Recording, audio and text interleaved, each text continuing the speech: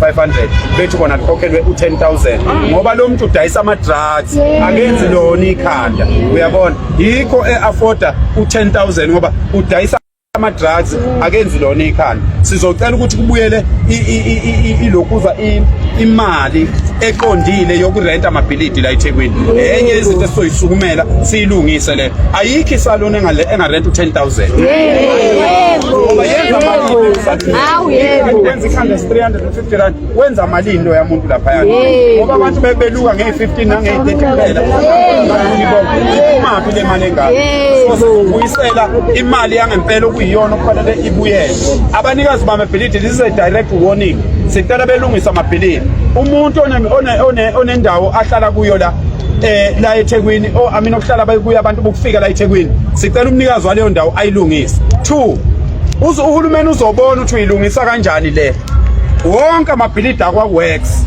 ahlala abantu bokufika ngoba iSouth Africa mayimukela abantu bakufika ibamukela njengama refugees kulowo yahulumeni waseNigeria ithi ayikhululeka letha abantu abawu500 sinikeza u4 billion sizobanakekela thina bebuye bebachithe bethi saka la beqhubeke beyidlela indawo beyidlela imali bona bese bethi hayi lela bhilidi la kwaWorks likahulumeni hambani niyongena ngenkani kulona labantu abahlele emabhilidini la ngenkani bafakwa yikhulu likahulumeni sizoshaya thina inja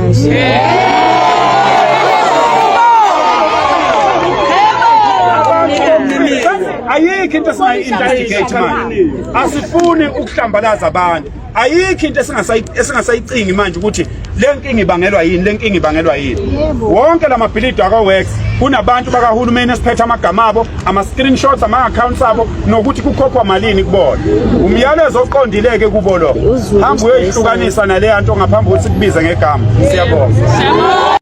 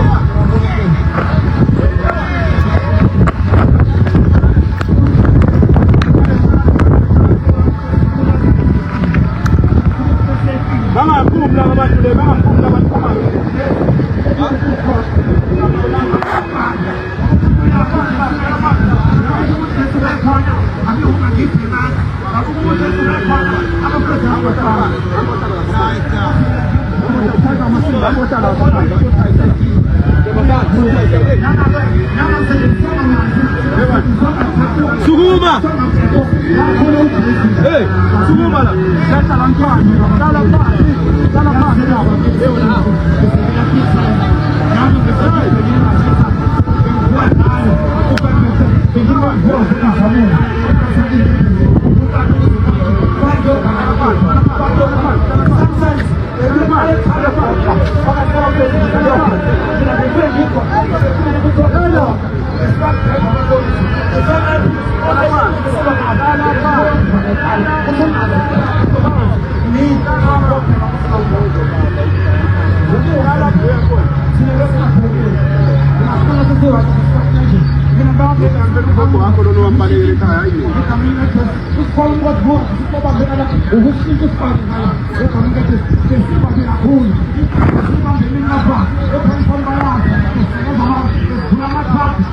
Matot, hey, usalim doyen zagala leke, amani wen zagala.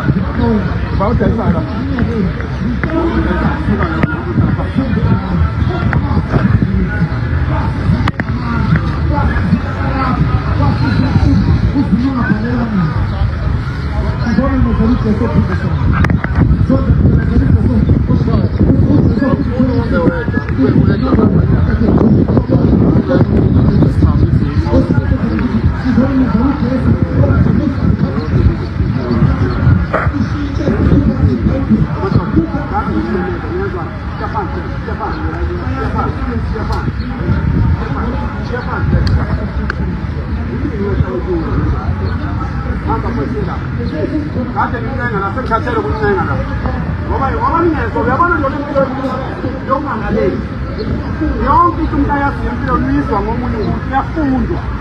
Iyafundwa funa nifunda ukulalela ngeke ngikwazi ukusiza ungalaleli mina yabona ndoda hey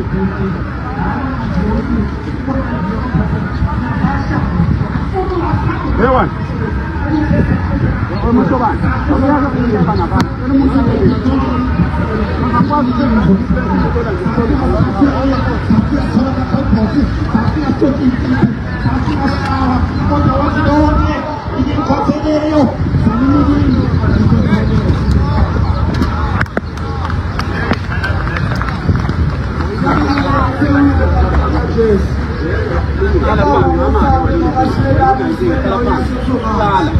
Halo.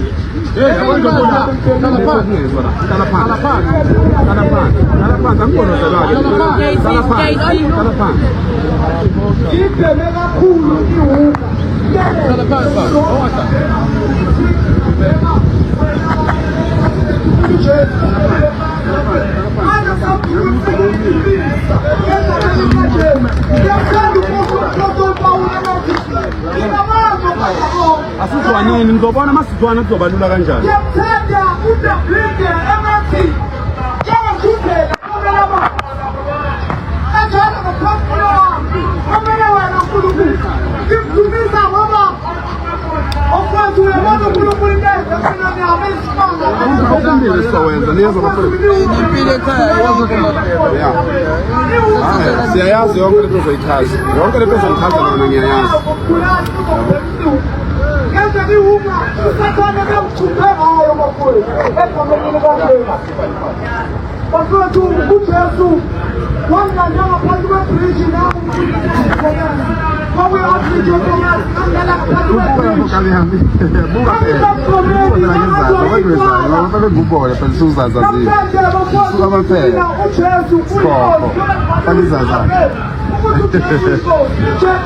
uzoba right kalamezi sifuna nibe right sizoshaya lowo moya omuhle nizobona abangakholwa bazobona uyazi sizotransforma hayi yonke into emenyezwayo uzoba right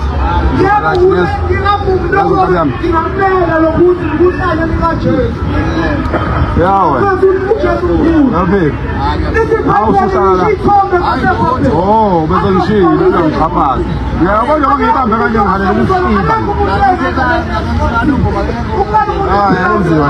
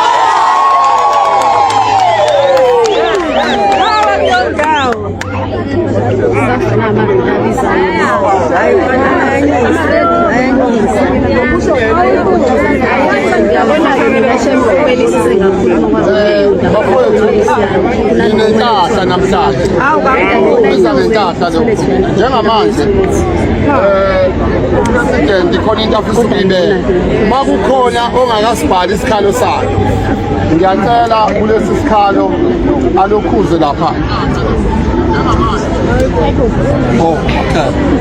insizwa ke enizosebenza nayo kakhulu okuyiyona enizobika kuyinkinga eziningi naye yazi yahlupheka igama lakhe uzokhala yena nizokwenza nayo into eziningi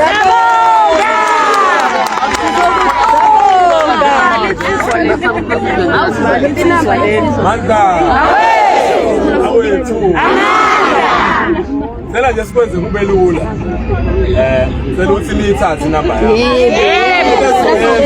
Manje wonke amasaluni nisibhalelayo.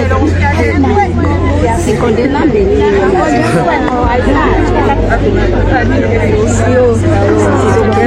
Ngicela kanje. Ngicela uthi niyithathe inamba yakho. Yebo. Abafisa ukuthi beze ofisini lelakho silapha eDelta Towers lapha ku Smith mawulapha nje ngase CCMA ubuze lapho uthi ke eDelta Towers ku 4th floor kodwa ngithothi niyithathe inamba yami but into esizoyenza kusukela manje wonke lamasaluni la ugcwele la sizowangena one by one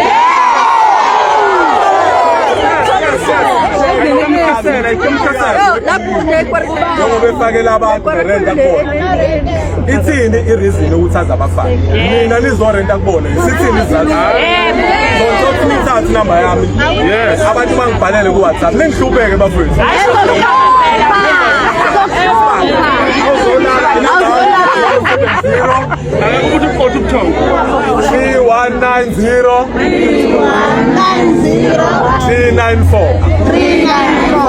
umuzi Xabi igama lami usihlalo wala esekwini welami ngeza la msebenza khona zonke le ndawo nisebenza 070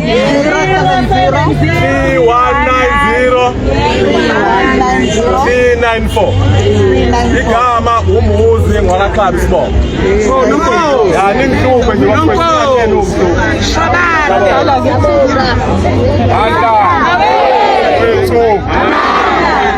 okay complete into ezokwenzeka manje njengoba ngike ngasho ukuthi asithandi thina ukukhuluma kakhulu kodwa sithanda ukwenza yebo lezokwenzeka ke njengamanje sizohamba sisuke la siwokhe sonke ngeenyawo siye kwamanye amasaluni amabili noma amathathu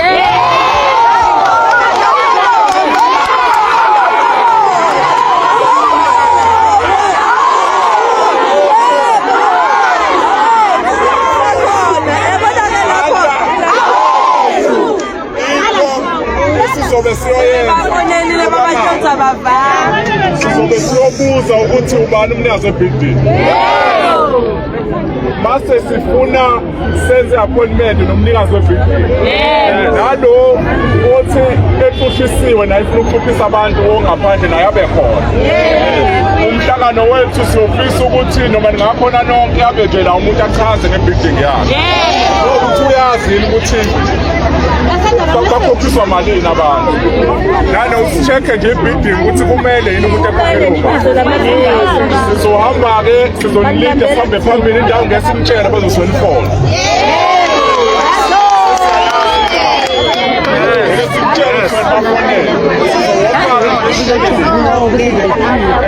mase siqedile sizokhuluma leyo 5 minutes kancane mase simtshela ukuthi sizokwenzakalani ukhona luthiye bakwethu lewesaluni befuna ikhezi njengamasiko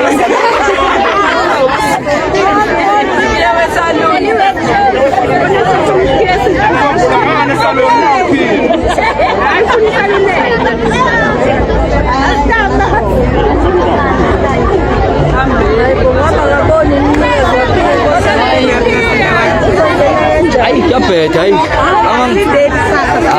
weka yomina uze kube nini izinja idlala ngathi izinja idlala ngami khuleka izinja idlala ngathi izinja yazi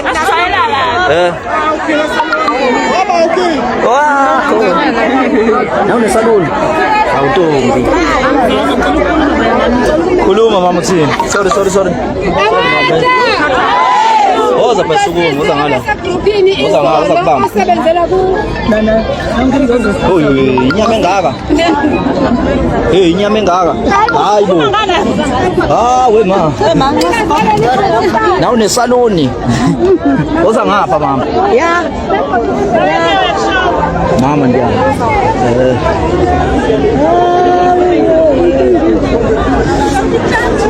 yakho khuluma mama ngiyaphila mama jabule namhlanje kuba lana uba nakwabuta bunendawo anoza ngawuyaphi manje usubaleka manje imala sure izisho ukuthi uba so unendawo mana khuluma ke suka eLowo isikhathi sisebenzisa kuni sisebenzisa kakhulu but kodwa manje sekwenza ngaya senzeke because abantu bokufika baningi bayacanvasa kuyagcwala so ama price nesisingasazi ukwenza njalo kwenze ukuthi kufuneke noma uthole client ufune ukuphatha nomuntu so ke konke lokhu kuyasikhathaza so besicela nathi ukuthi abastedele manje njengaseqaleni abahamba nirenta malini bafethu masitshela imali esirentayo umathunqa ukuze futhi sithatha asazi lapho kunabasebenzi mina nje kunabasebenzi abo-6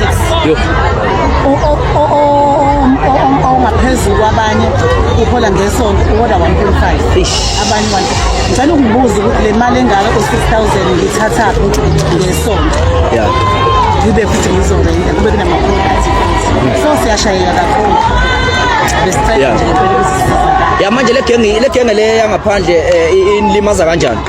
Le genge yangaphandle igcwala umgwaqo wonke ecanvas so my canvasa yini ucanvasa Carnival City canvas ubiza client uthi woza mama nawe wozoluka mama lo muntu osemnyango usho nomalini yes so mina into engiyenza ngo-350 uzosho yena athi 200 rand naku 200 rand sefuna ngi-accept client ngithathe client ngilenze client leyo client alenziwa yimina lenziwa umuntu engimbolelayo lo muntu ufuna malini ufuna 100 rand kulowo mali apho usungana nayo inhliziyo yeclient nokuthi nawo ama-client wasevela ngendlela right because wena uyafuna abanye-ke bayapromote bayakwazi ukuyikhanvasela lapho TikTok umuntu ayibizele nama-client kodwa angikholwa mina ukuthi singathi inzi uyibizele u-35 yalinganisa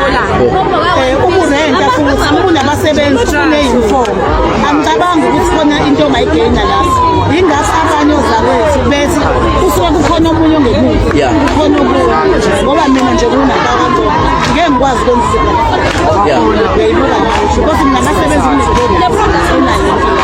so umsebenzi esilimele kakhulu thina singakwazi ekugcineni sama-celebrants sonke sisemasayini omama abaningi bona baphethe amakhaya aphethe iy'ngane sokwenza kanjani konke siyabonga mawami siyabonga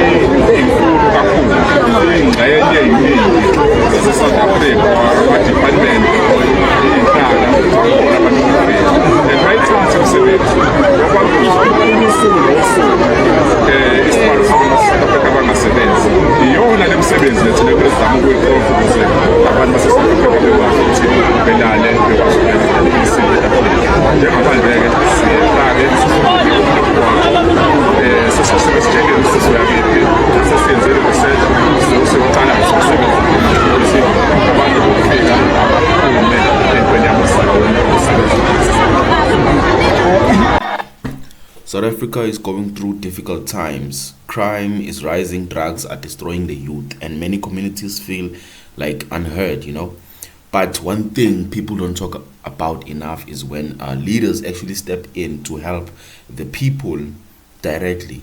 Phakela Mthakathi, the man leading the movement against illegal immigrations in South Africa, was recently seen praying for young people addicted to Nyaupe. That moment showed a different side of him. It showed a different side of him. Not just someone speaking about the country's problems, but someone showing concern for the people suffering inside it. Nyaupe has destroyed many families in South Africa, especially the youth. So seeing someone take time to pray, encourage and stand with those affected means a lot to many people. Whether people agree with all this or not, one thing is clear: he believes South Africa can do better, and he's trying to fight for what he believes will help the country. Like, many people only focus on the controversy and scandals, but moments like this reminds us that helping communities and giving hope to the youth is also important. South Africans should appreciate leaders who are willing to stand up, speak out, and try to make a difference.